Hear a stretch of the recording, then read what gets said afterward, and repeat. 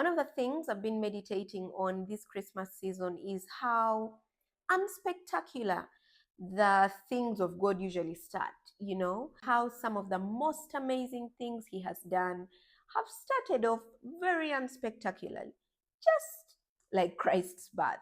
Don't you find it rather interesting that the reason for the season, the person behind all the Christmas lights, the jingle bells, the cheer, and the celebration was actually not that big of a deal when he was born?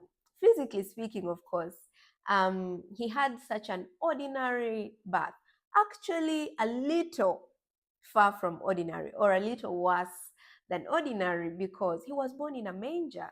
And for some, that might seem a little fancy, but think about it in our African and Ugandan context. That would mean or equate to being born in a crowd with cows and goats and sheep and, whatever other animals. And that's not quite befitting for a king, or actually the Son of God, when you think about God in all his glory and all his magnificence, like his son born in a crowd. That's how unspectacular Christ's birth actually was. Now let's put ourselves in Mary's shoes for a minute. You're a little girl, and this angel comes to you and says, Mary, you've been chosen, you're the chosen one, you're going to carry the Son of God, and you're excited, you're humbled, you're like, oh my God, I am the chosen one. And even though your husband is not on board at first, he comes around, so everything is good. You go through the 9 months, and then you go to Bethlehem, and there's no room for you to sleep. And you're like, well, it's just the first day. Be calm, calm down. You encourage yourself. Tomorrow will be better. We'll get a better place to sleep. And so on that first day, you have to sleep in a barn with animals. And you've encouraged yourself, and you're like, let's sleep the night off and wait for tomorrow. And then God, in all his wisdom, decides this day and in this place is where his son will be born. And you're like, wait, what? Like, something doesn't quite add up. Like, am I really carrying the Son of God? If we were there, or if I think about myself as Mary, I would have started to doubt, like, did I really hear God? Like, maybe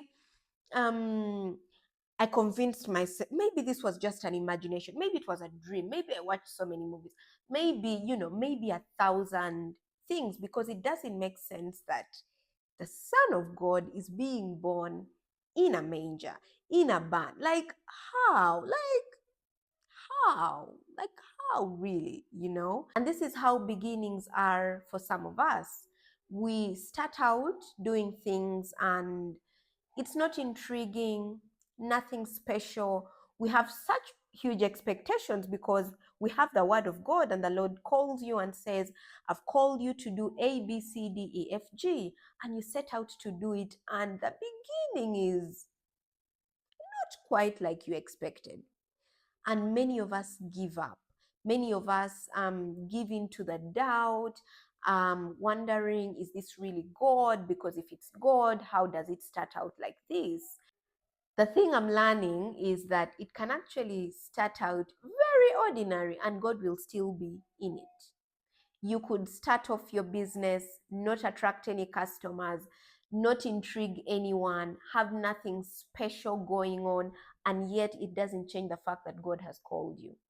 And when I think about all the things that God has called me to do, all the things he has asked me to do, sometimes the beginning is just unspectacular.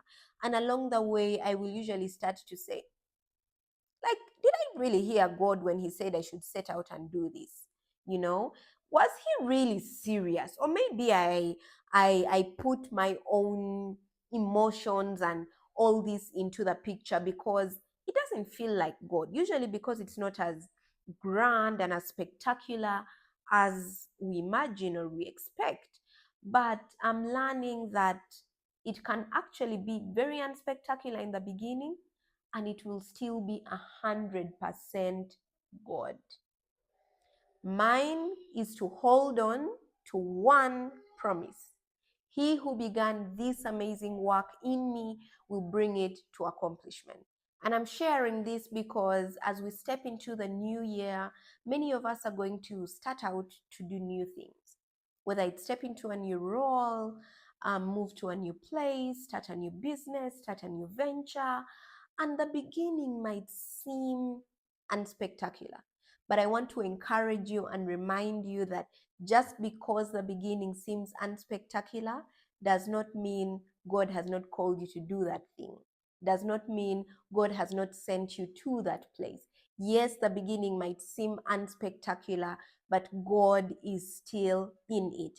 If you can trust Him through the beginning and hold on to the fact that He who has begun this amazing work in you will bring it to accomplishment, believe you me, in a few months, in a few weeks, in a few years, you'll see the amazing fruit of what you have started. But you must start.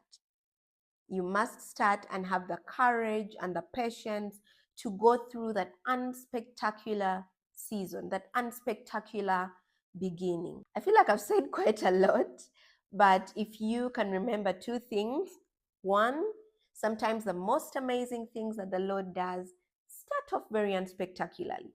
And two, just because it has started off unspectacularly does not mean the Lord is not in it, does not mean He has not called you, and does not mean it is going to end poorly. It will end well.